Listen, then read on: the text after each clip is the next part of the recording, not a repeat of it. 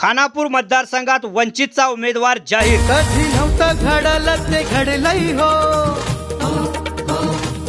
आता सपन सत्तेच पडलंय हो।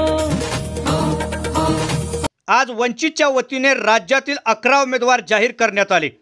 त्यात खानापूर मतदारसंघातून वंचितच्या वतीने ओबीसी उमेदवार म्हणून संग्राम नाना माने यांची उमेदवारी जाहीर करण्यात आली।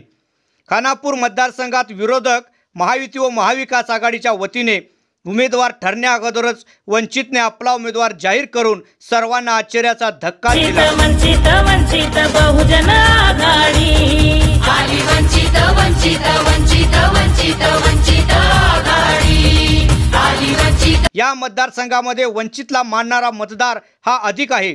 हा मतदार जरी वरवर सायलेंट वाटत असला तरी आजवरचा अनुभव पाहता या मतदारांनी वंचितला मतपेटीतून आपले मतदान करून वेळोवेळी दाखवून दिले आहे। त्यामुळे भविष्यात या मतदारसंघात काही जणांकडून वंचितला जाणीवपूर्वक दुर्लक्ष केले जात होते, परंतु वंचित यावेळी या मतदारसंघात ताकदीने उतरणार असे सध्याचे चित्र आहे। संग्राम नाना माने यांच्या वतीने वंचितला एक सक्षम असा पर्याय या मतदारसंघात मिळालेला आहे। त्यामुळे विजयाच्या गप्पा मारणाऱ्यांच्या यावेळी चांगलीच दमछाक होणार हेही निश्चित आहे।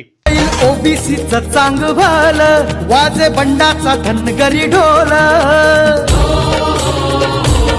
होईल ओबीसीचं चांग भाल, वाजे बंडाचा धनगरी ढोल, तेथील वंजारी मतांचा कौल, माळी बांधल सत्तेचा फूल, बाळासाहेबांची गर्जना, स्वराज्याची घोषणा, बारा बलुती येतील पुढी।